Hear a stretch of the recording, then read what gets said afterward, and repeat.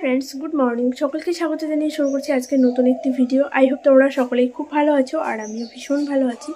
So এখন সকাল ঠিক 6:30 বাজে, ঘুম থেকে উঠে একদম ফ্রেশ হয়ে গেছি। রান্না বান্না করব তার আগেই ভাবলাম ব্লগটা স্টার্ট করি। আর সকাল থেকে তো প্রচণ্ড চাপ থাকে, সেরকমই চাপ রয়েছে। এখন ঝটপট রান্নাটাকে কমপ্লিট করতে হবে, তবে সব কিছু গোছগাছ করাই রয়েছে, ওই জন্য খুব বেশি লেট হবে না। উঠে আগে ওষুধটা খেয়ে নিলাম, ফ্রেশ হয়ে নিলাম। সো এখন আমি আমার কাজে হাত দেবো, সঙ্গে থাকো। আজকে সারাদিনের ব্লগটা তোমাদের সঙ্গে শেয়ার করবো। আই হোপ তোমাদের খুব ভালো লাগবে।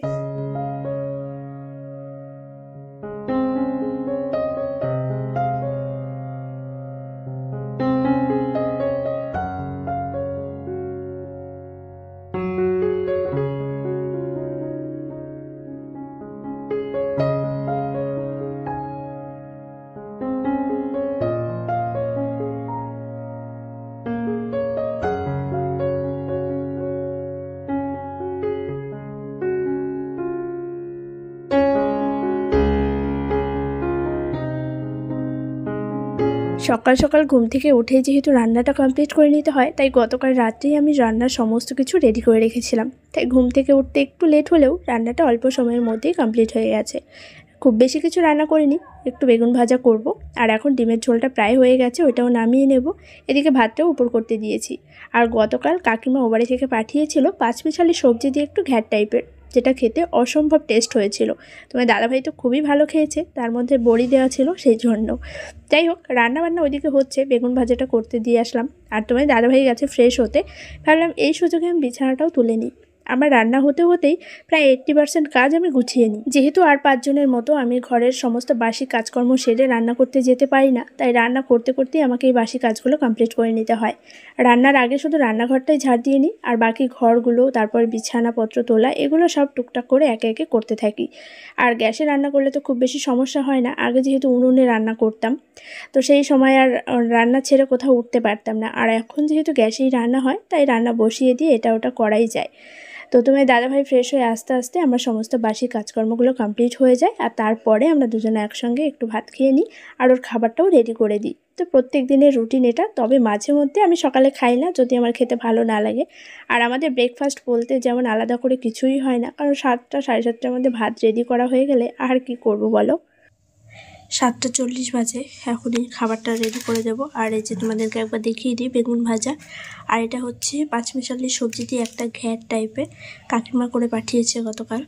আর এই হচ্ছে ডিমের ঝোল। আর গতকাল ড্রাই ফ্রুটস ভিজিয়ে রেখেছিলাম, এখনও খাওয়ার সময় হয়নি। তো এই হচ্ছে রান্না বান্না। আর হাঁড়িতে রয়েছে ভাত।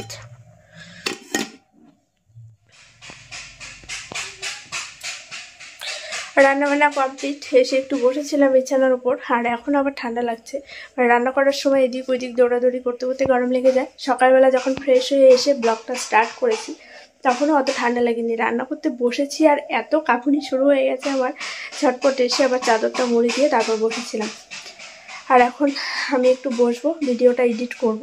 তার মাঝে মাঝে টুকটাক করে কাজগুলোও করব। তো দাদাভাই খাবার দাবার দিয়ে সব কাজে চলেই গেছে।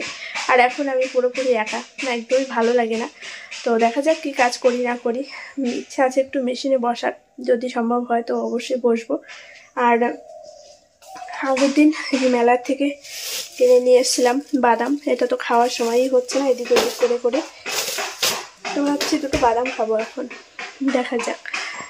চলো, এত টুকটাক কাজ হচ্ছে, পাশে বাড়িতে কাজ হচ্ছে, ওই জন্য এই যে সবসময় এরকম আওয়াজ তোমরা শুনতে পাবে। আর প্রচণ্ড হেয়ার ফল হচ্ছে আমার, জানি না কেন এরকম হচ্ছে।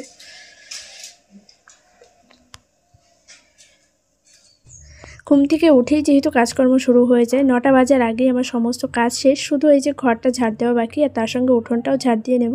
তারপর যে এঁঠো থালা বাসন বেরিয়েছে সেগুলো গুছিয়ে নিয়ে চলে যাব কলতলায়। একদম মাজা ঘষা করে স্নান সেরে ঘরে ঢুকবো। ব্যাস, সকাল 9:30 10টা বাজতে বাজতেই আমার সারা দিনের সমস্ত কাজ শেষ। তারপর থেকে আমার আর কোনো সেরকম কাজের চাপ থাকে না। যদি মেশিনে বসতে ইচ্ছা হয় বসি, কোনো দিন ইচ্ছেও হয় না। আর না হলে বাড়িতে যদি কাজ থাকে মাঝে মধ্যে বাড়িতেও চলে যাই, সেটা তোমরা দেখতেই পারো। তো এই হচ্ছে আমার সারাদিনের রুটিন। এবার সকাল থেকে না আমি গুছিয়ে তোমাদের সঙ্গে ব্লগ শেয়ার করতে পারি না, যেহেতু সকালবেলাটাই আমার অনেক তাড়াহুড়ো থাকে। আর রান্নাবান্না সমস্ত কাজ যেহেতু সকালের মধ্যেই হয়ে যায়, তাই পরে আর কোনো কিছু শেয়ার করার থাকে না। যাই হোক, ঘর বারান্দাগুলো সব ভালোভাবে ঝাড় দিয়ে নিলাম। উঠোনটা একটু পরে ঝাড় দেবো, আগে ঘরে সব কাজ গুছিয়ে নিচ্ছি। এই যে রান্নাঘরটাও ভালোভাবে মুছে নিলাম। ঘরের কাজ একদম কমপ্লিট, তোমাদেরকে একবার দেখিয়ে দিই। রান্নাঘরটা একদম ক্লিন হয়ে গেছে, ভালোভাবে মুছে নিয়েছি। এখন লাইটটা অফ করে দরজাটা টেনে দেব। আর এদিকে এই ঘর বারান্দা চারিদিক একদম ঝাড় দিয়ে পরিষ্কার করে নিয়েছি। আর একটু পরে উঠোনটা ঝাড় দেব, বাইরেটা একটু ঝাড় দিতে হবে, স্নান করতে যাওয়ার আগে ঝাড় দিয়ে নেব। আর ওইদিকে যে একটু থালা বাসন রেখেছি ওগুলো যখন স্নানে যাব তার আগে যে মেজে ধুয়ে নিয়ে আসবো, এদিকে সব রাখলাম। তো এখন ঘরে যাই, ঘরে গিয়ে মাছের খাবারটা আগে দিই। এই যে কাপড়টা না, এটা দিয়ে টেবিলটা মুছতে হয়, তারপর জল ছিটকায়, এর জন্য ওই কাপড়টা এখানে দিয়ে রাখতে হয়। তো মাছের খাবারটা এখন ঝটপট দিয়ে নেব।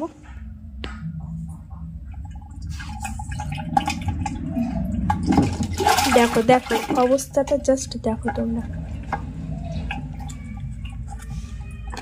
সব মারামারি লাগিয়ে দিয়েছে।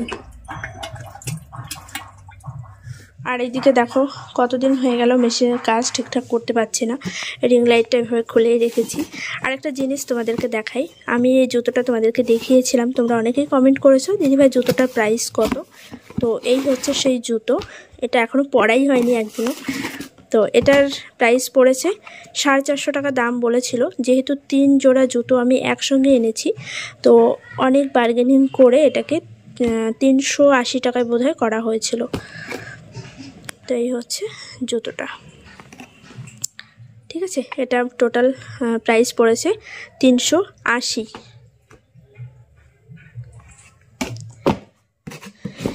থাক, পরে ঠিকঠাক করে রাখবো। চলো,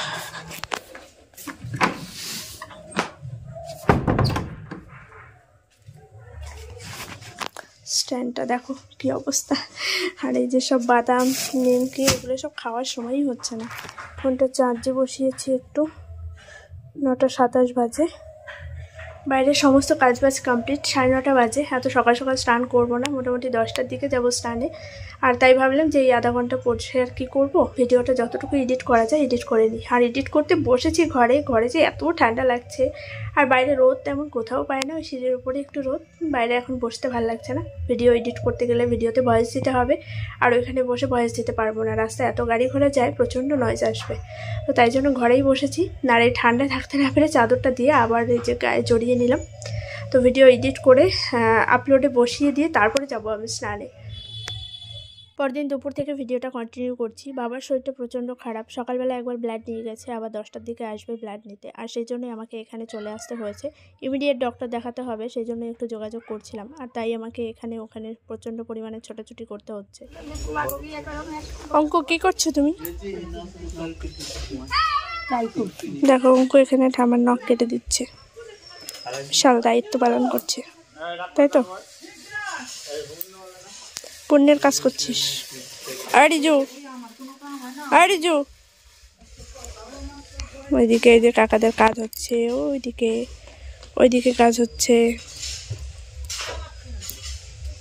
এদিকে কাজ হচ্ছে। আর একটা জিনিস তোমাদেরকে দেখাই, চলো। পিঠাদের ওই দিকটা একটা জিনিস দেখাবো, চলো দেখা যাক কি হয় এদিকে। পিঠা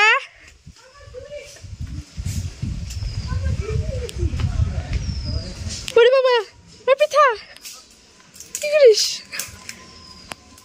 এই ঘরটা ভাঙা হবে, এইখানেও একটা ঘর হবে, চারিদিকে শুধু ঘর বাড়ি। কি সাইকেলের ঝুড়ি, এই দেখো অবস্থা, সব ভাঙচুর শুরু হয়ে গেছে চারিদিকে সব। এই যে ইট, কত বড় খাঁচা।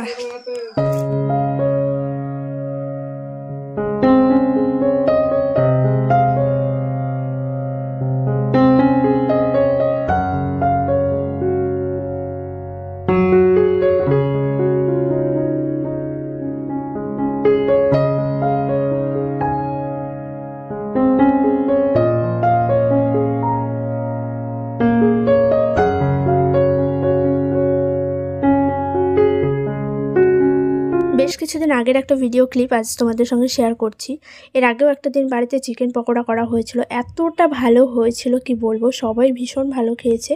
আর সেই জন্য এখন সন্ধে হলেই মনে হয় যেন একটু পকোড়া খাই। তবে সবসময় তো আর চিকেন পকোড়া সম্ভব নয়। আজকে ফুলকপির পকোড়া করা হচ্ছে, আর এই শীতের সন্ধ্যায় কিন্তু ফুলকপি বাঁধাকপির এগুলোর পকোড়াও বেশ ভালো লাগে। তো আমি একটু টেস্ট করছিলাম লবণটা ঠিকঠাক আছে কি না, আর পৃথা সেই ভিডিওটাই করছিল, কি আর বলবো। যাই হোক, আজকেও পকোড়াটা খেতে খুব ভালো লেগেছিল।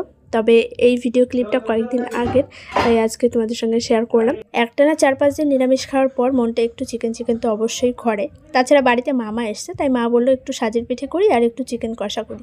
আর সেই জন্যই আজকে সমস্ত আয়োজন। এদিকে গরম গরম সাজের পিঠে তৈরি হচ্ছে, সবার খাওয়া দাওয়া হয়েও গেছে। এতক্ষণ পর্যন্ত মা বানাচ্ছিল, মা এখন বাবাকে ভাত খাওয়াতে গেছে, আর তাই বোন এখানে বানাতে বসেছে।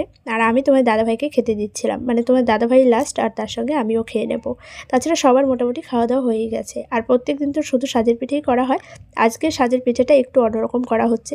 ফার্স্টে এমনি মানে নর্মাল তরকারি দিয়ে খাওয়ার জন্য করা হয়েছে, লাস্টের 2-3টে আর কি এরকমভাবে করা হয়েছে, যে ধনেপাতা, কাঁচা লঙ্কা এবং তার সঙ্গে পেঁয়াজ কুচো।